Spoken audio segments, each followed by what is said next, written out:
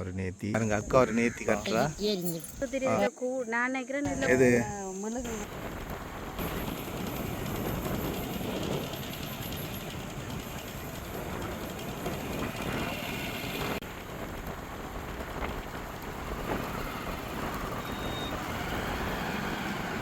பிஆரில் அமைந்திருக்கிற அந்தோனியார் ஆலயம். அந்த ஆலயத்தை தான் காட்டப்புறன். இதில் வந்து ஒரு அட்டவணை போட்டிருக்கணும். அந்த அட்டவணையை பாருங்கள் முதல்.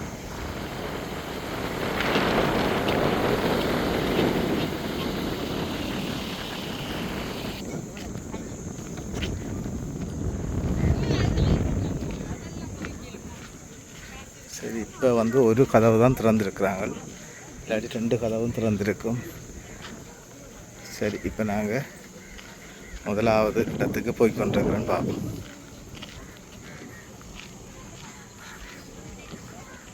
முதலாவது இடம்.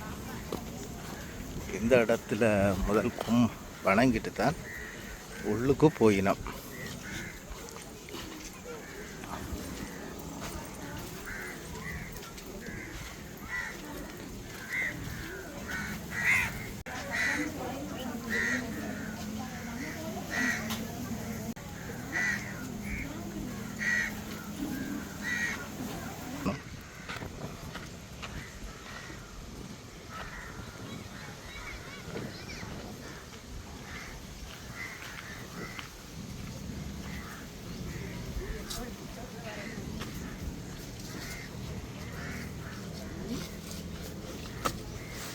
எல்லாம் சேராக இருக்கா. இன்றைக்கு மக்கள் வரவு குறைவு, ஒரு கொஞ்சம் பேர் தான் போய் வந்து கொண்டிருக்கணும். சரி, நாங்கள் இப்போ ஆலயத்துக்கிட்ட போய் பார்த்துட்டு சொல்கிறோம். எதுவுமே இல்லை. இல்லாமல் இந்த இடத்துல வந்து யாசகம் கேட்குற மக்களும் வந்து ஒரு சிலர் இருக்கிறத நாங்கள் பார்க்குறோம். இதில் போய் வர பக்தர்கள் அவங்களுக்கும் வந்து தங்களால் முடிஞ்ச காணிக்கைகளை கொடுத்துட்டு போகிறதையும் எங்களால் பார்க்கக்கூடியதாக இருக்குது. நாங்கள் அங்கே போய் கதைப்போம் எல்லாத்தையும்.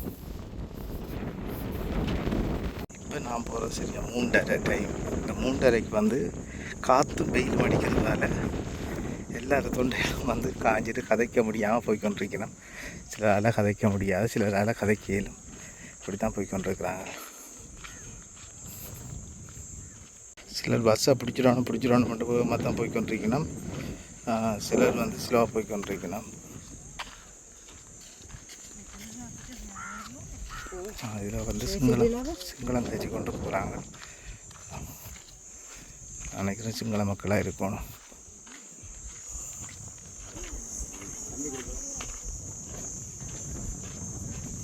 கூடுதலான மக்களை பார்க்கக்கூடியதாக இருக்குது.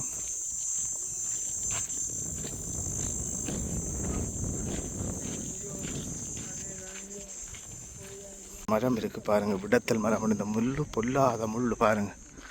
ஐயோ, இது குத்தினா அவ்வளோ நஞ்சு பாருங்க இப்படி இருக்குன்னு. ஆக்கள் வந்து கொண்டிருக்கலாம்.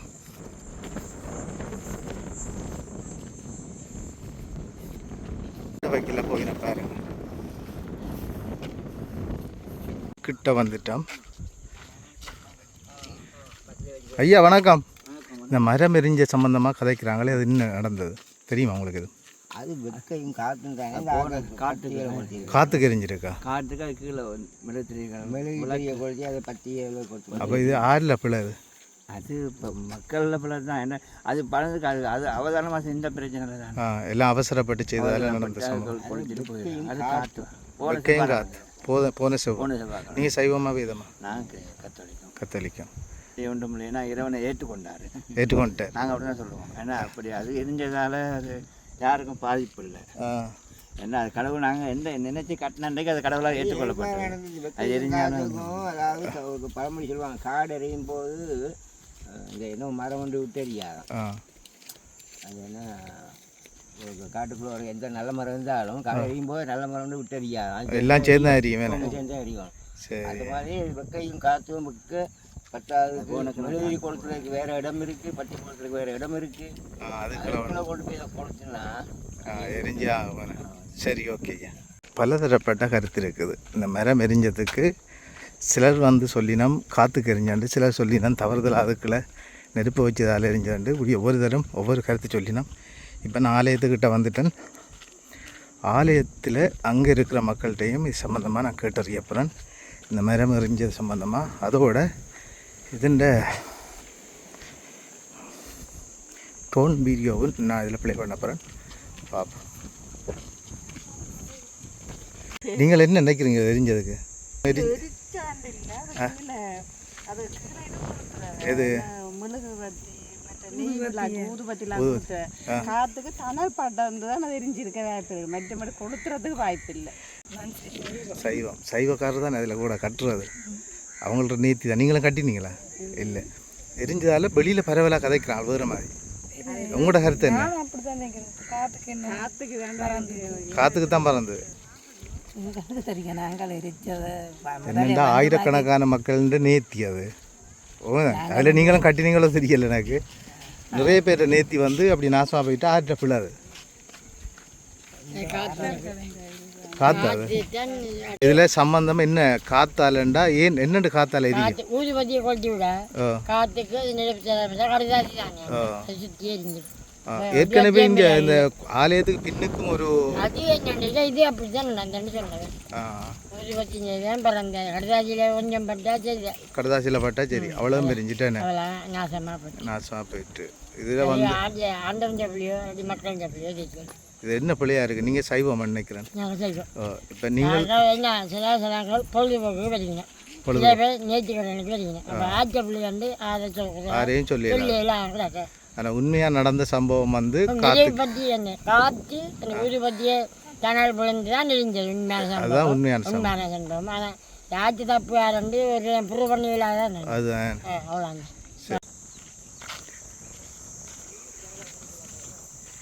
இந்த இடத்துலையும் ஒரு கட்டிடம் உடைக்கப்பட்டிருக்குது. என்ன கட்டிடம் என்று தெரியல. இந்த கட்டிடமும் இதில் விடப்பட்டிருக்குது.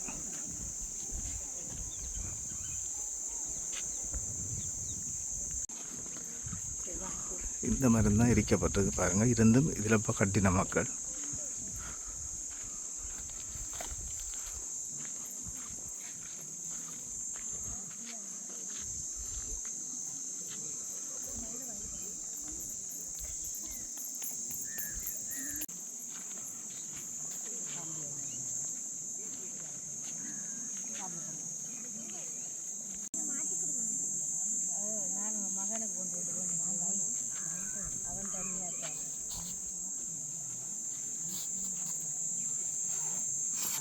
மொழுகு திரி கொளுத்தினால இந்த மரம் எரிஞ்சேன்னு சொல்கிறோம். ஏன் இதில் கொளுத்தின மெழுகுதிரி?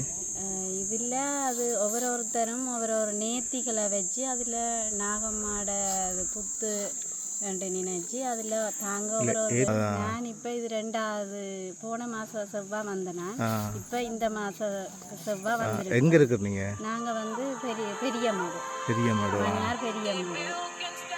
சரி. இப்போ வந்து எப்படி என்று இப்போ மொழுகு திரி இதில் நான் நினைக்கிறேன் இதில் கூடுதலாக மொழுகு திரிய எரிச்சனால காற்றுக்கு பட்டு எரிஞ்சிருக்கலாம். இலையில பட்டு எரிஞ்சிருக்காங்க. நிறைய பேர் இதில் நேர்த்தி வச்சிருந்தவங்க எல்லாம் நாசமாக போயிட்டு. இதில் நேர்த்தி நிறைய கட்டியிருந்தாங்க. நான் வந்து பார்க்குற நேரம் நிறைய இருந்தது.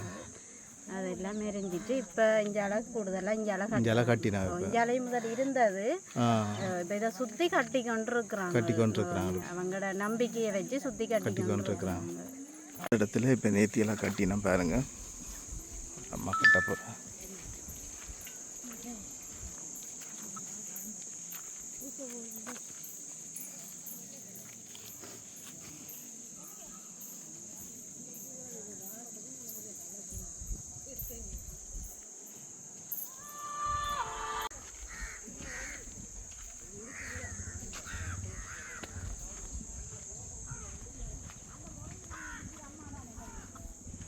பாருங்கள், இதிலெல்லாம் வந்து நேர்த்தி கடனில் சின்ன பிள்ளைகள் பொம்மை குட்டியெல்லாம் வச்சு போட்டிருக்கணும்.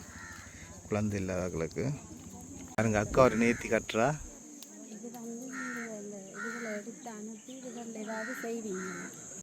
எங்கேருந்து வாரீங்க?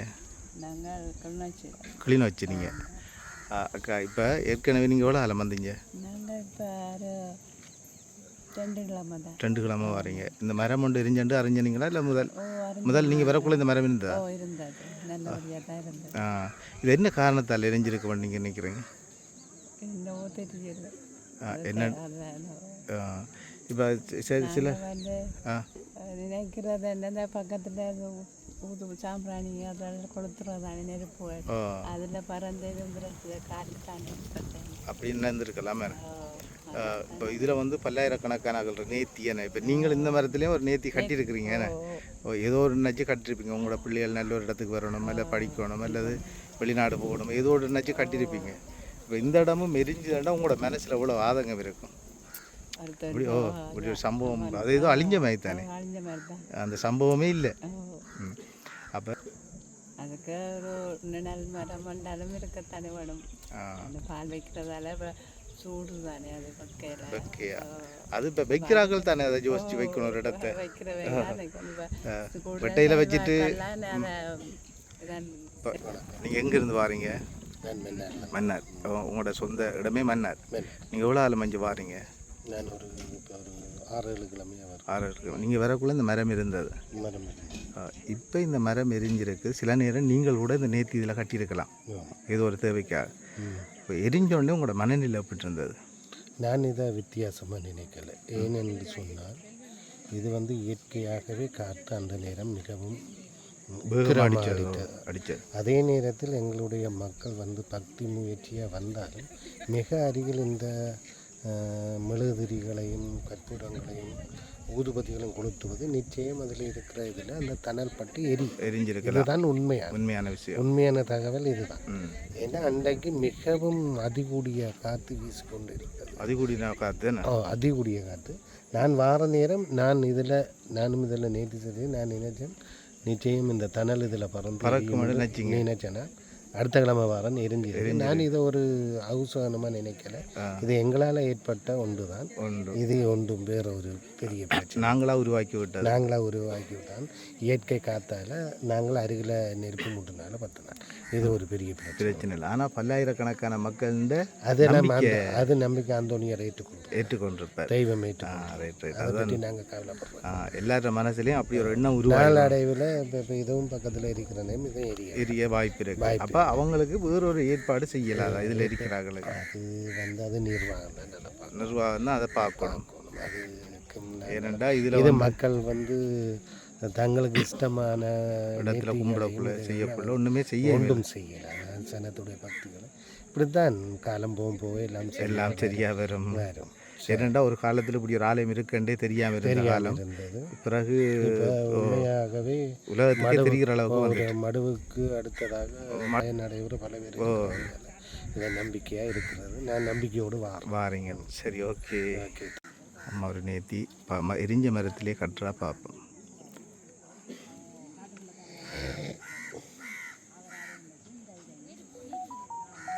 இது ஊதுபத்தி ஒருத்தரத்துக்கு வேறு யாரிடம் ஒழுங்குபடுத்தியிருக்கிறோம்.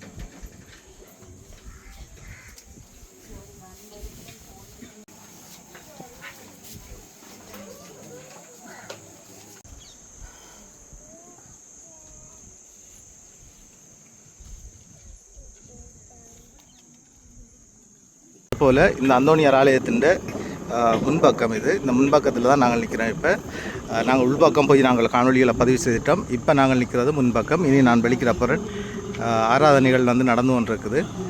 சரி, காணொலியை ஃபுல்லாக பாருங்கள். பார்க்காதாக்கள் மற்றவங்களுக்கும் நீங்கள் பார்த்துட்டு விடாமல் மற்றவங்களையும் ஷேர் பண்ணுங்கள். வாங்க நாங்கள் வெளிக்கிடுவோம். வந்து பஸ்ஸில் வந்து கூடுதலான மக்கள் வந்து கொண்டிருக்கணும். மதில் கட்டி கொண்டிருக்கிறாங்களே இந்த முன்பக்கம். உள்ளுக்கு எதுவுமே தெரியாத அளவுக்கு